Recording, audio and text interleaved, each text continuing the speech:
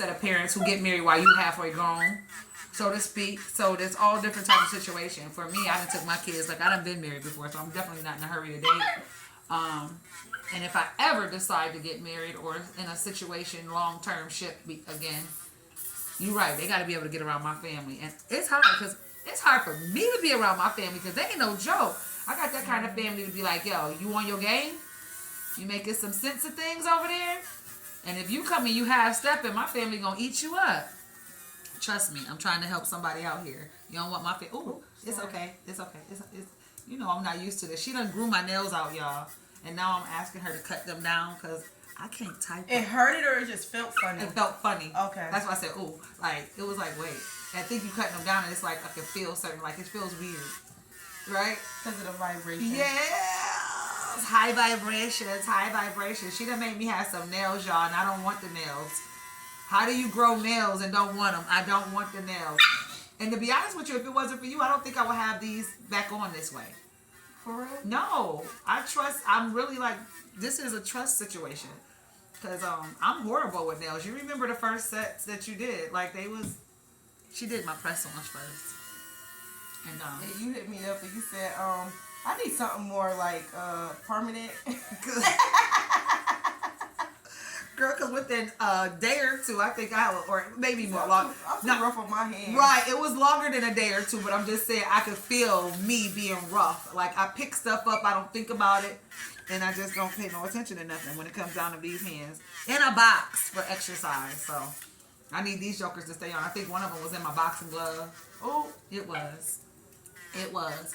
So we wanted to talk about dating just a little bit to touch bases. So just in case y'all didn't see the live that I did, I'm not dating anyone.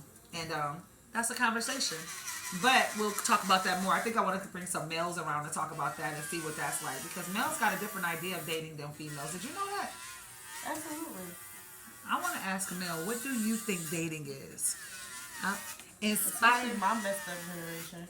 Why you say your messed up generation? I feel like the people around my age or even younger, they just like, I don't know, they just operate differently. Like they want to be babies. They don't have no real responsibilities. Is it kind of like a sense of entitlement? I really wouldn't even say sense of entitlement. It's like they don't even know to even have an entitlement. Like they act like big babies, like they act like kids still. And it's so it's like people around, I feel as if me personally, I could relate. I feel like I could relate with older men to a certain point because of the simple fact that I'm more mature than the average woman your age. Right. Now that's deep. And I say it's deep because at my age, I could say the same thing, and we got a little intergenerational gap, just a little bit, y'all. Don't tell nobody, right? But I can relate to that, and that's a serious situation because we want to build up families, but it takes a lot for our young men to be what they're supposed to be. And moms, I'm just talking to us moms of men, of young men. Yo, we got to stop either. This is a few things I'm about to say, and I hope don't nobody out there who listen to this take it the wrong way. One, we got to stop babying them to a certain degree as they moms and aiding in the bed and they mess, right? And then also allowing them to know and be around men that can build them up. Like if you got young children, I think that's what I appreciate about my boys. Like the youngest is 18, the oldest is 30 years old, 31, 32. And for my young men, I kind of had them around enough men, one way, shape, form, or fashion, that taught them some qualities of being a real man. But there's still that one situation where we as moms be like, that's my baby. You know how we do. I struggled with that as a man. I struggled with that. I'm like, you're a young man. You can cry, but wipe your tears and then go outside. You know, tighten up. Tighten up. Tighten up. So I definitely understand that. Can I ask you something else about your generation of men and young women?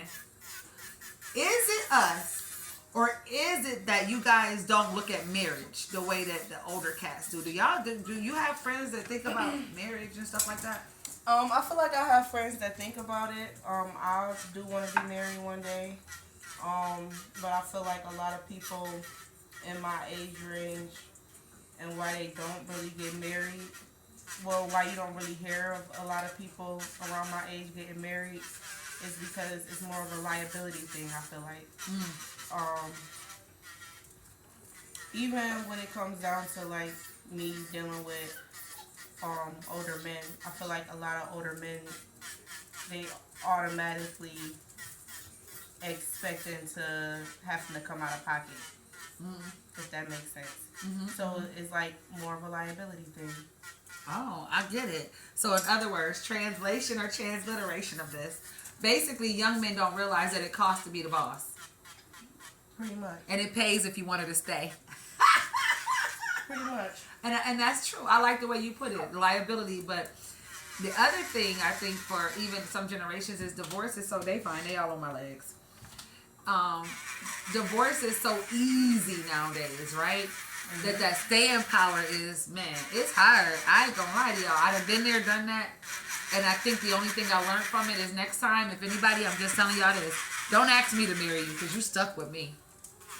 And I do mean, I don't care if you like it, love it or not. And I think that commitment mindset is something that is missing in today's age because everything is so readily available. So readily, is that something you think too? Absolutely. It's well, I feel like one with everybody, it's statistically it being I guess like 10 female out here for every man. I feel like that became more public than just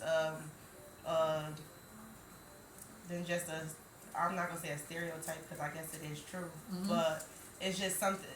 Wasn't something that a lot of people knew of, and I feel like nowadays everybody know that, and that's why it's like men can't really be faithful, and why like I don't know. Me personally, I don't feel like men can really be in a polygamous in a monogamous relationship.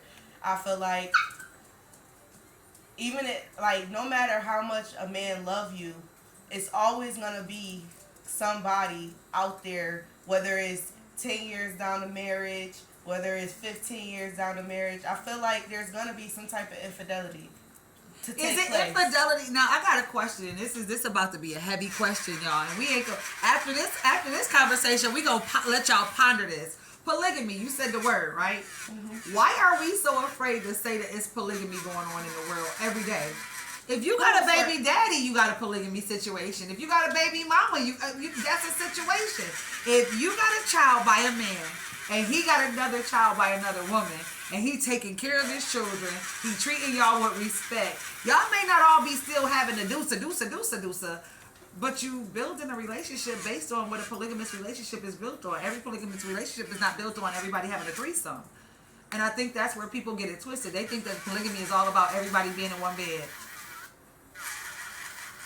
I'm sorry, I said that out loud. You see her face like, what is that? Where's she going with that? I'm being honest with that.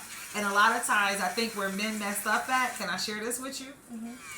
By not telling the truth. By not being honest. By not saying, yo, I take care of this, that, and that for this one. This is my homegirl. This one over here do my shopping. Or can you handle it, right? And then putting positions to them. That's what polygamy is, in a nutshell. I mean, I'm not polygamous, so to speak. Mindset maybe, because I understand it. But at the same, and that could be because I have children, right? I got multiple baby daddies, so I know what that looks like. So for me to be like, oh my God, never polygamy, that would be a lie. Because in the same sense, I still could call my baby daddy and his wife and be like, hey, we need some diapers, or we need some food. Or he didn't answer, girl, you got a couple dollars so I can get this for while I'm out. And don't let us live near each other. Girl, can you pick me up something from the store? And then making sure that we good. We going shopping today, sis? I mean, that's really a cap of what it would look like. But I think a lot of men mess up by not being honest with that situation. They want to act like, nah, baby, it's just you. Ain't nobody else but you. Why? Anything you want to say to them people that do that? Yo, she holding her tongue so high, so tight right now. Why, Tony? What? I feel like don't know why men lie, honestly. But I also feel like some part of me feel like some men should just lie. Like that's the best thing for them to do. Why? To lie. Because if you tell the truth and you're not really seeking much from, and you don't really want much from them, lie because they won't get so attached. If you tell them the truth from the get-go and they still want to pursue you,